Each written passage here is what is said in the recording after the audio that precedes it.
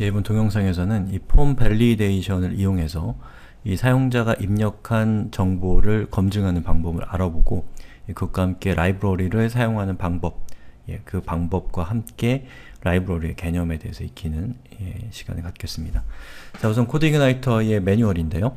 이 매뉴얼의 위에 보시면 테이블 오브 컨텐츠라고 해서 이 전체 이 커리큘럼이 나와 있죠. 자, 그 중에서 어딨냐? 자, 폼 검증이라는 부분이 있습니다. 폼 밸리데이션이라고 괄호쳐져 있는 이걸 클릭하시면 지금부터 우리가 살펴볼 라이브러리인 폼 밸리데이션에 대한 내용이 여기 나와 있으니까요. 나중에 여러분이 사용자가 입력한 정보의 유효성을 체크할 때 여기 있는 내용을 자세하게 살펴보시면 큰 도움을 받을 수가 있을 겁니다. 자, 여기 있는 내용을 보면 자, 컨트롤러 쪽에서 어떻게 해야 되는가에 대한 내용이 나와 있는데요. 거기 보면은 this load library form underbar validation 이라고 해서 이 폼 밸리데이션 라이브러리를 이렇게 로드한다 라고 되어 있습니다. 그럼 이걸 카피해서 붙여넣기 하면 되겠죠. 자, 저는 에디터로 들어가서 자, 우리가 지금 사용할 그 검증을 처리할 부분은 add 이 메소드이기 때문에 요거는 지우고요. 자, 여기 add 뷰 위에서 이렇게 폼 밸리데이션 이라고 하는 라이브러리를 로드를 하는 거죠. 자, 그 다음에 이 밑에 부분은 일단은 카피를 하고 붙여넣기를 하겠습니다. 자, 이렇게 붙여넣기를 하고요. 그리고 이 밑에 있는 제가 생성한 이 폼을 생성하는 내용인 이 add view는 카피해서 컷에서 여기 있는 요 첫 번째 중괄호에다가 붙여넣기를 합니다. 자, 이 내용을 설명을 드릴게요. 자, 이 내용은 뭐냐면 자, this form validation run이라고 하는 것은 이 사용자가 입력한 정보의 유효성을 검증하는 로직을 실행시킨다는 뜻입니다. 그래서 그 결과가 거짓이다. 다시 말해서 유효하지 않다면 자, add view를 출력하는 거고요. 유효하다면 자, 밑에 form success라고 하는 뷰를 출력한다라는 뜻인데 저는 그냥 여기서는 일단은 echo하고 성공이라고 간단하게 적겠습니다. 자, 우리가 요 add 페이지로 접속을 하게 되면 사용자가 전송한 데이터가 없이 이 부분에 진입을 하기 때문에 당연히 폼 밸리데이션 체크를 했을 때 false가 나오니까 결국에는 요 add view가 프린트가 되는 것이고요.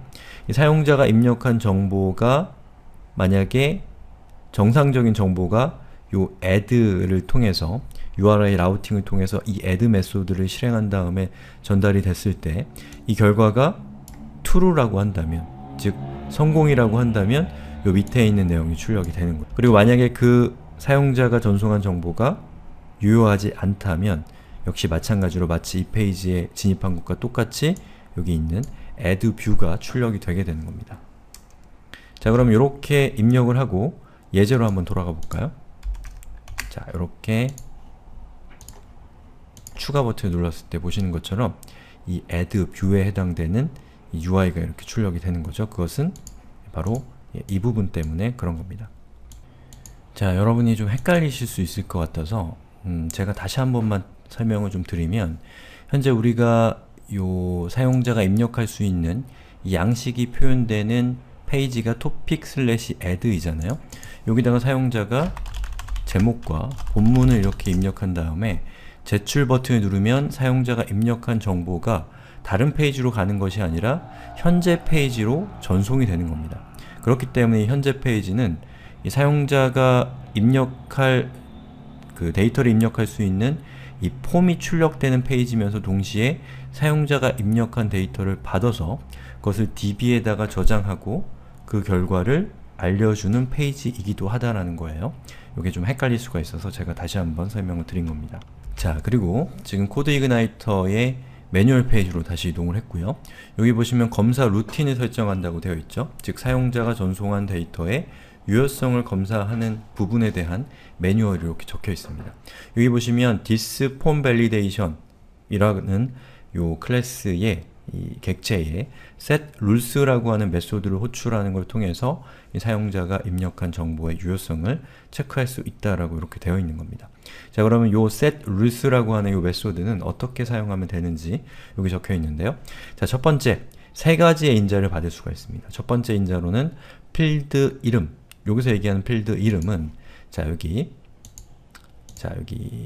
add.php에 있는 폼을 보면 자, 제목은 title이라는 네임을 가지고 있고 본문은 description이라고 하는 네임을 가지고 있죠. 바로 여기 있는 title과 description, 즉 폼이 서버로 데이터를 전송할 때 그 데이터의 이름에 해당되는 정보가 첫 번째 인자로 들어가야 됩니다. 자, 그리고 두 번째 인자는 사람이 알아보기 쉬운 이름이라고 되어 있습니다. 그건 뭐냐면 나중에 이 폼 밸리데이션, 즉 폼 유효성 체크를 한 다음에 그 결과 에러가 나타나게 되면 이런 타이틀이나 디스크립션 이런 것들은 이 시스템 내부적으로 사용되는 이름이기 때문에 사람이 보기에는 되게 불친절한 이름일 수 있죠. 그렇기 때문에 사람이 봤을 때 이해하기 쉬운 이름을 적게 되면 나중에 에러가 발생하면 사용자에게 어디에서 에러가 발생했는지를 좀 더 사용자 친화적으로 표현할 수 있다라는 겁니다. 자, 그 다음에 세 번째로는 사용자가 전송한 그 데이터에 대한 유효성을 체크할 수 있는 규칙이 들어오는 건데요.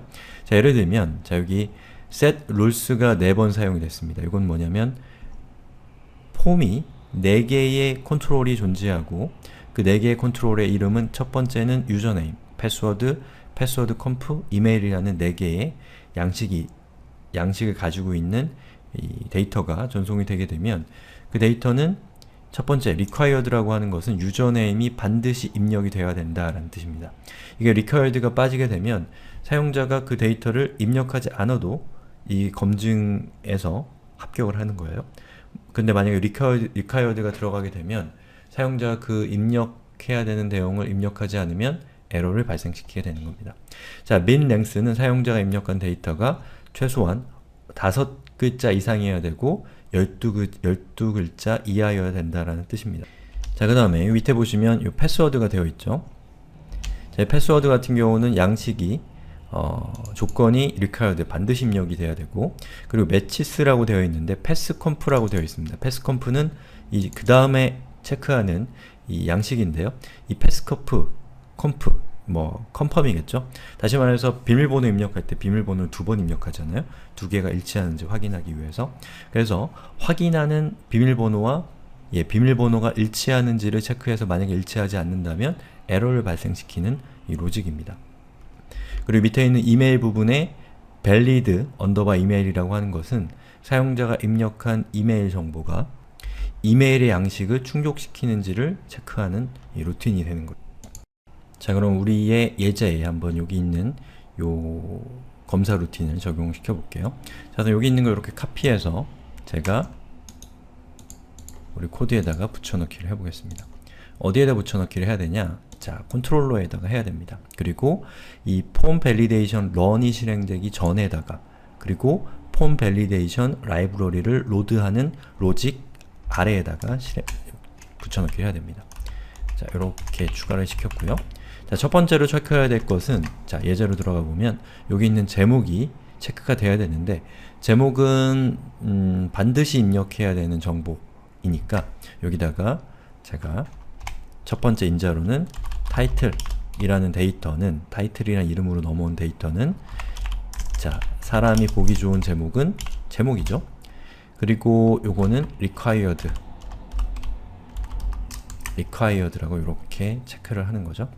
자, 그리고 이 상태에서 제가 여기 있는 제목을 아무것도 입력하지 않은 상태에서 데이터를 제출하면 어떻게 되는지 살펴보기에 앞서서 하나 빠뜨렸네요. 사용자가 입력한 데이터를 이 폼, 즉 사용자가 그 데이터를 입력하는 페이지에서 데이터를 입력하고 전송을 했잖아요. 그럼 거기에서 그 사용자가 입력한 데이터의 유효성을 체크한 다음에 만약에 유효하지 않은 데이터가 들어왔다면 사용자에게 유효하지 않은 데이터가 있다라는 사실을 알려주면서 다시 그 내용을 입력할 수 있는 페이지로 돌려보내야겠죠. 바로 그 기능을 하는 것이 여기 있는 이 부분입니다. validation _errors라고 하는 부분인데요. 이걸 카피해서 자, add.php에 요 폼 초입에다가 입력을 합니다. 그럼 어떤 에러가 발생했을 때 바로 validation _errors라고 하는 저 부분에 사용자가 잘못 입력한 것에 대한 내용이 공지되게 되는데요. 여기 잘 작동되는지 한번 살펴볼게요. 자, 이렇게 제목을 비워놓은 상태에서 유효하지 않은 거죠. 제출을 누르게 되면 어떻게 되는지를 살펴보죠. 자, 보시는 것처럼 the 제목 field is required 라고 뜨죠. 예, 이건 뭐냐면 현재 이 제목에 해당되는 부분에 데이터가 반드시 있어야 되는데 그 데이터가 누락됐다라는 사실을 이렇게 출력을 하는 거고요. 그리고 우리가 그 두 번째 인자로 이제 여기 있는 밸리데이션의 두 번째 인자로 제목이라고 하는 것을 넣기 때문에 이렇게 출력이 되는 겁니다. 자, 그 다음에 본문도 반드시 입력하도록 강제를 해볼까요? 여기 있는 본문은 서버로 전송될 때 description description 이라는 이름으로 전송이 되고, 그리고 사용자가 보기 좋은 이름은 본문이고, 이건 역시 또 반드시 입력돼야 하는 정보이기 때문에 required라고 이렇게 입력을 하고, 제가 제출 버튼을 누르면 보시는 것처럼 the 본문 field is required 라고 되는 거죠. 그렇게 되면 로직상으로 컨트롤러에서는 어떤 일이 일어나는지를 보면, 자, 보시는 것처럼 이 add 메소드가 호출이 될 거 아니에요? 여기 있는 요 정의되어 있는 이 체크리스트가 실행이 되고, 그 다음에 run으로 밸리데이션을 체크를 했을 때 요 위에 있는 요 체크리스트를 만족시키지 못하면, 자, false가 떨어지면서 다시 add가 출력이 되는 거죠. 그럼 제가 만약에 여기에 입력한 정보를 모두 충족을 시켜볼까요? 제목, 여기는 본문입니다 라고 적고서 제출 버튼을 눌렀을 때는 보시는 것처럼 성공이 떨어지는 거죠. 왜냐? 여기 있는 form validation run 이라고 하는 메소드가 호출됐을 때 성공적으로 true가 떨어지기 때문에 여기 있는 else가 실행이 되면서 성공이란 메시지가 출력이 되는 겁니다. 자, 그럼 이번에 모양에 대해서 조금 얘기를 해보죠. 자, 여기 있는 폼이 뭐 어쨌든 기능은 하고 있긴 하지만 너무 못생겼죠. 그래서 여기 있는 내용을 조금 더 보기 좋은 형태로 제가 수정을 해보겠습니다. 자, 우선 여기 있는 요 왼쪽에 있는 사이드바, 이 사이드바는 자, 여기 스팬 2로 해서 12등분, 12개의 그리드 중에 2칸을 차지하는 UI가 현재 구성이 되어 있기 때문에 요 오른쪽에 있는 이 사이드바 바로 옆에 나오는 이 폼 태그에는 스팬 10을 주게 되면 화면 전체를 사용할 수가 있게 되겠죠. 자, 여기서 자, 폼에다가 클래스 네임으로 스팬 10이라고 주겠습니다. 그러면 자, 조금 더 보기 좋아졌죠? 간격이 보기 좋은 형태로 바뀌었습니다. 자, 그 다음에 여기 있는 이 폼 태그에서 제목과 본문이라고 하는 것을 이 화면을 좀 더 효율적으로 사용하게 하기 위해서 이 안쪽에다가 입력하는 방법이 있습니다. placeholder라고 하는 건데요. 그거를 사용을 해보겠습니다. 자, 우선 제목이라고 되어 있는 이 부분 지우고요. 본문도 지우겠습니다. 그리고 여기다가는 자, placeholder 제목이라고 입력하고요. 마찬가지로 본문이라고 입력합니다. 자, 그 다음에 리로드를 해보면 보시는 것처럼 뭔가 잘못됐네요.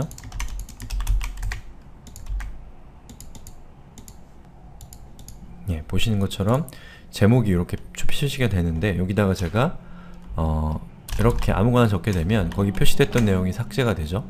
여기 있는 요것은 레이블의 역할을 하는 겁니다. 자, 그리고 두 번째 나오는 요 필드에 아무것도 표시가 되지 않는 이유는 자, 여기 있는 텍스트 에리어와 닫히는 태그와 열리는 태그 사이에 공백이 들어갔기 때문에 그렇습니다. 그 공백을 제거하고 이렇게 리로드를 해보면 보시는 것처럼 제목, 본문이 이렇게 출력이 되는 거죠. 자, 그리고 여기 있는 이 정렬 상태를 각각이 한 줄씩을 차지하고 화면 전체를 사용하도록 내용을 바꿔보겠습니다. 자, 여기 있는 이 각각의 엘리먼트들은 자, 여기 스팬 10이라고 하는 것에 속해 있는 것이기 때문에 여기다가는 자, 이렇게 하시면 됩니다. 클래스 스팬 12, 즉 화면 전체를 쓰겠다라고 이렇게 입력을 하고요. 그리고 리로드를 해보면 보시는 것처럼 화면 전체를 사용을 하게 되는 거죠. 그리고 이렇게 왔다 갔다 하게 되면 보시는 것처럼 플렉서블하게 요 화면 스크린 크기에 따라서 알아서 크기가 조정되는 것을 볼 수가 있습니다. 자, 밑에 있는 요 제출 버튼은 너무 못생겼죠?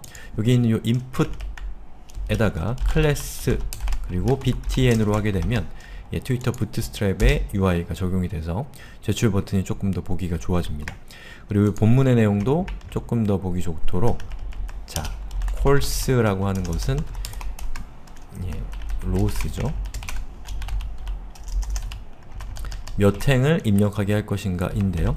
15행 정도를 입력하면 요 정도 크기 나옵니다. 그럼 아까보다 보기가 훨씬 더 좋아졌죠. 자, 그리고 요 폼을 제가 만들고 보니까 여기 있는 UI 자체가 너무 화면 전체를 쓰다 보니까 모니터가 큰 경우에는 보기가 좀 비기 싫더라고요. 그래서 여기 있는 요 UI의 크기를 좀 줄여 보겠습니다. 크기를 줄인다기보다는 우리가 사용한 레이아웃이 현재 플루이드라고 해서 화면 전체를 사용하는 레이아웃을 현재 쓰고 있는데, 그것이 아니라 화면을 이 보기 좋은 형태로 고정된 크기로 사용하는 이 방법을 적용을 해보겠습니다. 여기 부트스트랩에서 이 스카폴딩으로 간 다음에 레이아웃으로 들어가 보시면, 자, 레이아웃이 픽시드 레이아웃이 있고 플루이드 레이아웃이 있잖아요. 우리는 요 플루이드 레이아웃을 현재 적용한 상태인데 저는 픽시드로 변경을 하겠습니다. 자, 여기 들어가서, 자, 여기는 레이아웃과 관련되어 있는 것은 자, head.php 안에 있기 때문에 head.php로 들어갔고요. 여기 보시면, 자, 첫 번째로 여기 있는 UI 있죠? 요 위쪽에 있는 상단의 UI, 요 상단의 UI가 현재 플루이드로 되어 있는 것은 이것 때문에 그렇습니다. 컨테이너 플루이드를 이렇게 삭제를 해주고요.